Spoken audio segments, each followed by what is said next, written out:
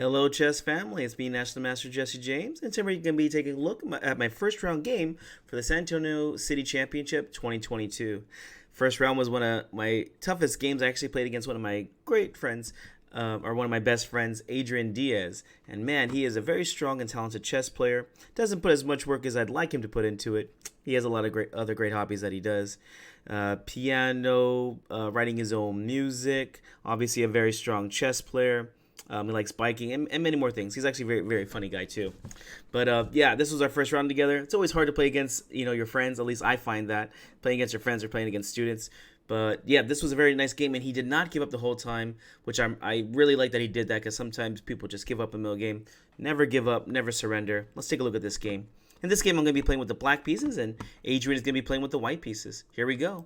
We started off with d4, knight f6, and pawn to e3. Already I was a bit frustrated. Adrian loves to play stonewall attacks, and I love to play against them because I know how to break them. So here, unfortunately for me, he respects me too much and does not play his stonewall. I did see him playing it next round, which I was like, but yeah, what are you going to do? Anyways, I play g6 here, knight f3, bishop g7, bishop b2. I wouldn't say it's the best opening that he's played, but again, he usually plays stone walls. So castles, pawn to d5, pawn to b3. Here we're getting into just like a symmetrical kind of pawn structure, which I am used to playing online. Every once in a while you get these players that are, they're not too creative. Pawn c5, bishop b2, knight c6, pawn c4, d takes c4, B takes c4, C takes c4, and E takes d4. And here I was already very happy with my position, as I have now given him the hanging pawns. Now, you have to be careful. These hanging pawns can be good for you. You can actually get very good attacks. With that being said, I feel very confident. I've already fiend kettled, which means my king is extra safe over here. And if either pawn moves up forward, well, then they get a weak square. And with the weak square, they get a backwards pawn. Let's see how I do. We go ahead and continue. I play pawn b6. B6 and e6 is two ways I like to play against this kind of pawn structure, because again, if any pawn moves forward, it'll just be attacked, and the hanging pawns will then be transferred over to isolated pawn, and I know what to do against isolated pawns. All right, knight b to d2. I did not think this was the best place for the knight. I definitely think knight c3 is a better way. With that being said, he finds a very interesting idea with this knight to d2 idea. Here I saw a nice move here, knight to h5. It puts immediate pressure on d4, but the idea is to go ahead and play knight f4 and win this bishop. The bishop pair is something I'm not against having. And here this is that knight b3 idea, which actually put a lot more pressure on me than I thought it was. Nice ideas will be in the future playing d5, and then, after d5 gets played, you can trade off bishops, which he'll be very happy with because that's my main defender. But then the knight can jump to d4, and all of a sudden, he's got this very strong pawn here, and a knight, or the scorpion as we like to call it, with the pawn in front and the knight behind it, the scorpion will come with his tail and just control in front of the squares. So yeah, I was like, man, this is a really nice idea. That being said, I just go ahead and continue. Knight f4, queen to d2, and knight takes on e2 check here. I did look at bishop h6 for a little while, but I just decided it was not for me. And here computer already says, yeah, it's not too good. All you have to do is play king h1 here, and also I'm in the pin, and white's in a better position. All right, so knight takes e2 check. Queen takes e2 and bishop g4. I had plans on putting pressure on c4 with something like bishop a6, but I saw that this was not going to be doing too well for me. In fact, here you can just play pawn d5, and white has a good advantage here, and yeah, this is not going the way I want it to go. The knight has to vacate its great square, and this was one of the problems. And one of the reasons why I thought this knight b3 move was so good is it stopped my knight a5 idea, which is a common way to put pressure on c4. Typically, you see these in Nimzo Indians, but I transferred the idea over to this position. All right, so bishop g4 just got played. I want to get rid of this knight, make d4 weak. And, yep, he went ahead and played rook to a d1, which was, I think, best. Here, if he had gone h3, well, I'm going to go ahead and take, and then I was planning on taking on d4 here. I'm not sure if that was the best, but it was something I was planning on doing. Knight takes d4, knight takes d4, bishop takes d4, bishop takes d4, and queen takes d4 would be easy. So here to put a little bit more pressure is something like rook a to d1, and then pawn to e5 is what I had calculated. Again, he didn't play into this. He played very smart. He went ahead and just played rook a d1, defending the pawn. Rook c8. Again, I'm going to try and put pressure on these pawns over here. Pawn to h3, and, well, I go ahead and take. This was the plan to go ahead and put pressure on the d4 pawn. So takes, queen d7. We're only on move 17 here, but most of our time for both of us has been used already. So queen e2, knight to b4, and here I found some nice counterplay on the queen side over here attacking the pawns. Here we played bishop a3, which I had calculated, and here I went ahead and played pawn to a5. After the game, me and Adrian were discussing the game. He did mention this queen a4 move, which apparently is the top move in this position. Here I looked at this, but I did not like this after bishop takes, queen takes. And I guess here I was just missing the idea that c4 is being put underneath a lot of pressure here. Well, another way to play in the future. Here, rook fe1, putting pressure on the e-pawn. I was happy to see this. Just pawn to e6, and I felt like I was just in a very good position. Here we played the move pawn to c5, and I had seen a way to go ahead and create good counterplay. Feel free to push pause here and see if you can find out what's the best way to play here. All right, hopefully you found it. Here I went ahead and played b takes c5, knight takes c5, and just queen to d5 here, and I grabbed a very nice position. Here I have pressure on a2 and on g2. At this point I have a -1 advantage, and I thought I was just doing very well in this position, which I believe I am, but I was not able to convert it the way I liked. Here computer actually does give a better way of playing here, which was his idea of playing this queen to a4 move. Again, a move I looked at, but I guess I just didn't give proper attention to. Bishop takes b4, queen takes on b4, and then if c takes on b6, here you just take back, and yeah, you just have a good position here. Very similar to the game that I played. I was happy to have my queen on d5 here, as it's just a very nice blockader. Here we played knight to d3. Here my opponent, just like in many of the games I play in San Antonio City Championship, is looking to make as many trades as possible. I was happy with this. Knight takes on d3, rook takes on d3, rook f to d8, and I just saw that I'll most likely be winning this d4 pawn at some point. But again, he put up a nice stubborn defense, which I'm very happy he did, because I want to, to be a good chess player, you have to play against the best players, and you have to play against them playing their best, not giving up. Queen c4 got played here. Here I was analyzing rook to c4, which I probably should have just played here, and I looked at after bishop c5. I wasn't too sure how to continue in this situation. So that's why I played a little bit different here and played queen c4, going for a lot of tricky moves. Here rook takes d4 is the idea here as the pin toward the queen. Of course he saw this and played queen to d2, queen to a4, bishop c5, and here he set up a nice little trap here. I went ahead and played queen b5. I did not play this correctly, but again, we were starting to get low on time here. Here he has a nice threat of rook a3, and I'm actually losing a pawn here. So I played queen b5, rook b3, queen to a6, and bishop b6. Here, of course, if you try something like rook b6, I was very happy. I can either go queen a8, which is what I had looked at, or computer's even giving queen c4 here with the threat of rook takes or queen takes on c5. There were so many tactics due to this pin along the d file. All right, back to the game. Rook d5 was just played. Now the new idea is to probably go ahead and just double up the rooks and put pressure on d4 again. Queen b2. Here we are pretty much surviving on our increment, just 30 seconds each. This is a game 90 30-second increment. Queen c4, queen to d2, pawn to a4, rook to b1, queen to a6. Again, just looking for some ideas here and trying to add as much pressure as possible.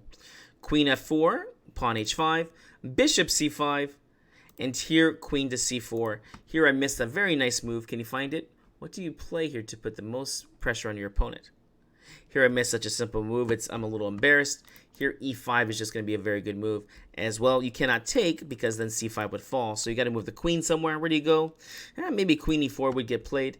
And here just queen e6, just maintaining and putting pressure. Here the d4 pawn will be falling very soon. All right, back to the game.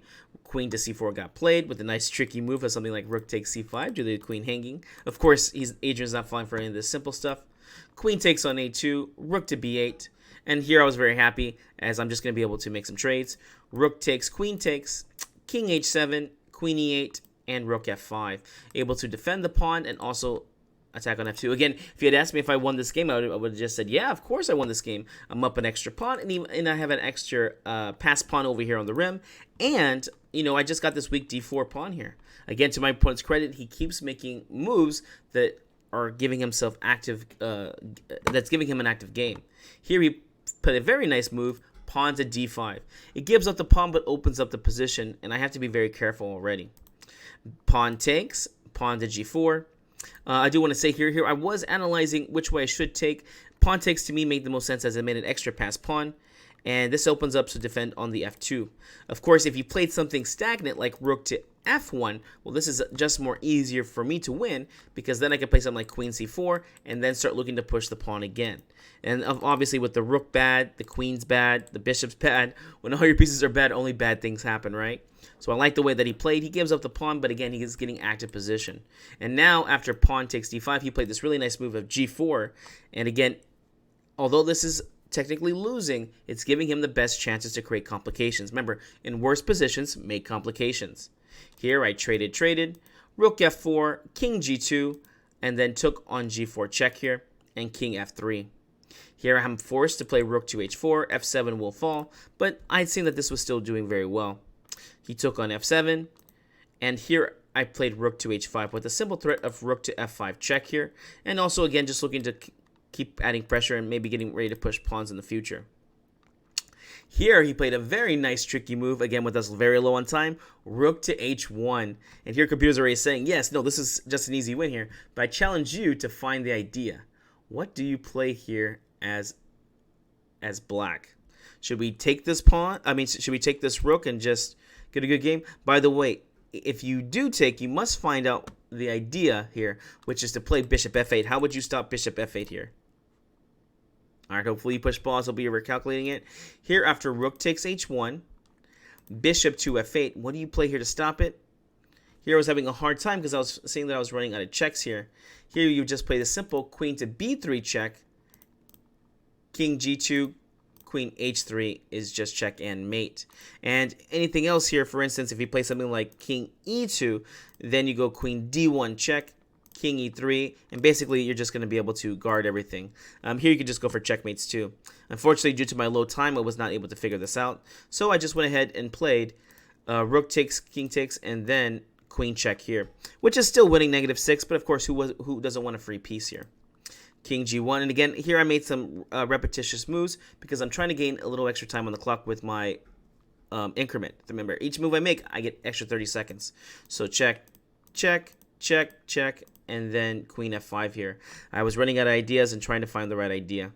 I definitely am looking to get these pawns across the board, and I do, but unfortunately I have to pay an ultimate price, as we'll see in the game. Queen a7, d4. A nice little tricky move here. Obviously he cannot take, because after queen f4 check, I'll just take and I even defend the pawn. So d3 got played, bishop b3, queen g4 check, king h1, pawn to d2, and this is the move I was not too happy about playing, because although after d2 I am winning, he's going to be able to get 2 pawns for this, and it's going to be pawn, bishop, and queen versus this queen and pawn. And now if there was no pawn there, this would have been a lot easier for me, but the conversion I did was just not too good here. Here computer says, oh no, here you just play pawn a3, Jesse, and this is even easier to win. If the queen takes on a3, queen f3 check, king g1, and now you play pawn to d2, and obviously bishop can't take due to the pin.